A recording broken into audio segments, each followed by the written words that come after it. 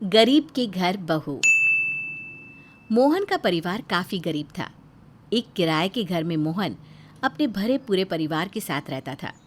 घर में कमाने वाला एक और खाने वाले 5 और उनकी इनकम भी बहुत कम थी, जिस कारण जैसे तैसे उनका गुजारा चल रहा था। मोहन भाई बहनों में सबसे बड़ा था। उसकी शादी की उम्र बीतती जा रही थी। घर वाले बहुत ज़्यादा परेशान थे कि आखिर कौन सी लड़की उनके घर की बहू बनना चाहेगी। बेटा, अब तो शादी कर ले। 30 का हो गया है। आखिर कब तक ऐसे अकेला रहेगा?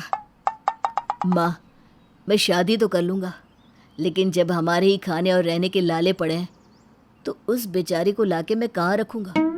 अगर कोई लड़की मुझसे शादी करने को राज़ी भी होती है तो उसके भी तो कुछ अरमान होंगे ना माँ। बात तो तेरी सही है बेटा, लेकिन ऐसे अकेले जीवन कैसे बीतेगा? भगवान ने चाहा तो आपकी ये तमन्ना भी पूरी हो जाएगी माँ।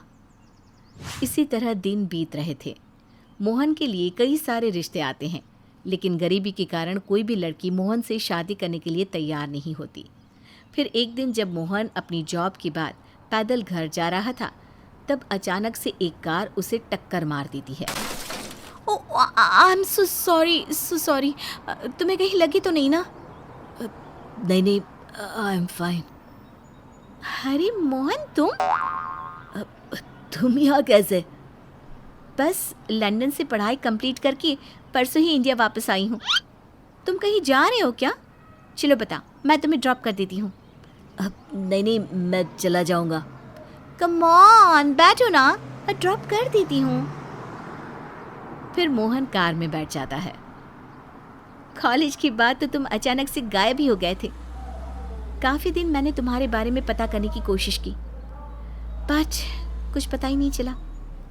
यहाँ मन नहीं लग रहा था तो आगे की पढ़ाई के लिए बाहर चली गई।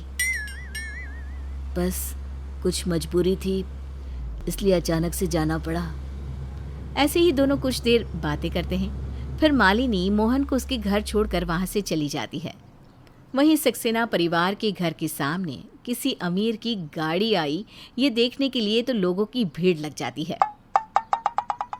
अरे कौन था? किसकी गाड़ी थी? पता नहीं, इतने सालों से तो इनके घर कभी कोई नहीं आया। अरे बड़ी सी गाड़ी में एक लड़की मोहन को छोड़कर गई। कहीं मोहन से उसका कोई रिश्ता तो नहीं? इन फटीचरों के घर के सामने किसी अमीर की गाड़ी आए, यही बहुत बात है। सही कहा। तीनों हंसने लगती है। वहीं मोहन और मालिनी में धीरे धीरे बातें फिर से शुरू हो जाती है और कॉलेज टाइम में एक बार खत्म हो चुका हुआ रिश्ता फिर से शुरू हो जाता है। दोनों के दिलों में बुझी प्यार की आग एक बार फिर से जल उठती है। एक दिन, मोहन, आई थिंक अब हमें शादी कर लेनी चाहिए।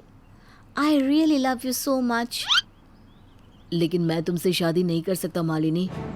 क्यों नहीं कर सकते यार? जब प्यार किया तो शादी करने में क्या दिक्कत है? तुम तो खुद प्यार में मजनू बन गए, तो मुझे भी लैला बना कर रखियो। कर लो ना शादी, क्या हुआ है? मालिनी, प्यार अलग बात है, लेकिन मेरी कंडीशन उतनी अच्छी नहीं है कि मैं तुम्हें वो सारे सुख सुविधा दे पाऊँ जो तुम डिज़र्व करती हो। तुम एक हाई क्लास फैमिली में पली बड़ी हो। हम तो चौल में एक छोटे से कमरे में रहते हैं, ऊपर से किराए का घर। बहुत दिक्कत है वहाँ। कैसे मैनेज करोगी? यू डोंट वरी, मैं एडजस्ट कर लूँगी। मुझे तो बस तुम चाहिए, मेरा मोहन। अगर मेरा प्यार मेरे साथ है ना, तो दुनिया की सारी सुख सुविधा मेरे कदमों में होगी। मालिनी के बहुत समझाने पर मोहन शादी के लिए मान जाता है और दोनों परिवार की रजामंदी से मंदिर में दोनों शादी कर लेते हैं और मालिनी मोहन के घर की बहू बनकर उनके साथ आ जाती है। सब कुछ अच्छा चल रहा था। माँ जी, घर में पानी खत्म हो गया है। अच्छा बहू, रुक जा, मैं पड़ोस के नल से पानी भर कर ले आती हूँ। सास जैसी ही खड़ा लेकर बाहर निकलती है। अरे ओ चेतना बहन, हमने सुना तुमने मोहन की शादी की, बताया तक नहीं। हाँ, वो सब कुछ इतने जल्दी हो गया ना कि कुछ बता ही नहीं पाई। हाँ, हम समझ सकते हैं। चेतना जी वहाँ से चली जाती है, लेकिन पड़ोसनों को गॉसिप का टॉपिक मिल जाता है। क्या इन गरीबों के घर बहू आ भी गई है? हाँ, सुना है काफ़ी सुंदर बहू आई है और काफ़ी अमीर भी है। सुंदर, अमीर और संस्कारी। मुझे तो अब तक यही हजम नहीं हो रहा कि गरीब के घर बहू आई है। अब ये कैसे हजम करूं कि इतनी अच्छी बहू आई है। हाजमे की गोली चाहिए तो अब चेतना बहन के घर ही जाना होगा बहू देखने। बिल्कुल सही कहा। फिर सारी औरतें मिलकर चेतना के घर पहुँच जाती है। अरे ओ चेतना बहन, कहाँ हो? 2 कमरे का मकान है तो कहाँ होगी। अरे आओ आओ, कैसे आना हुआ बहनों? घर में नई बहू आई हो और शादी में नहीं बुलाया, कम से कम मुंह दिखाई का तो करवा देती। खैर कोई ना, तुमने मुंह दिखाई नहीं की तो हम खुद तुम्हारी बहू का मुंह देखने आ गए। आओ आओ बैठो। फिर मालिनी सभी के लिए चाय नाश्ता लेकर आती है और सबको प्रणाम भी करती है। वाकई हीरा घर लाई हो तुम। यार तुम्हारी बहू तो कितनी सुंदर है, मोहल्ले भर में किसी की बहू इतनी सुंदर नहीं है। सुंदर, ऊपर से सुशील और धनवान भी है। तुम्हारी तो लॉटरी लग गई बहन। अरे नहीं नहीं, ऐसा नहीं है, हमें धन नहीं चाहिए, बहू मिल गई वही सौभाग्य है। फिर सभी कुछ देर बाद वहाँ से चले जाते हैं। वहीं मोहल्ले में ये बात आग की तरह फैल जाती है कि चेतना जी के यहाँ बहू आई है, वो भी सुंदर और ऊपर से धनवान। फिर एक दिन, कोई है क्या घर में? हाँ काकी आओ। मम्मी कहाँ गई तुम्हारी? अरे यही हूँ बहन, आओ आओ बैठो।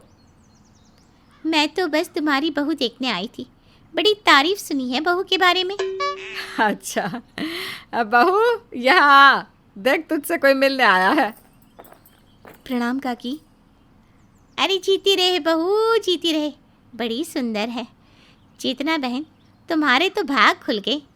चलो चलती हूँ मैं। अरे नाश्ता पानी तो कर लो। नहीं नहीं, मैं तो बहू को देखने आई थी, बहू देख लिया, अब चलती हूँ मैं। अब ऐसे ही आए दिन नई बहू को देखने के लिए घर में कोई ना कोई आता ही रहता, कभी रिश्तेदार तो कभी आस पड़ोस वाले। मालिनी इन सब से बहुत ही ज़्यादा परेशान हो जाती है। माँ जी, ये सब घर में हमेशा मुझे देखने के लिए क्यों आते रहते हैं?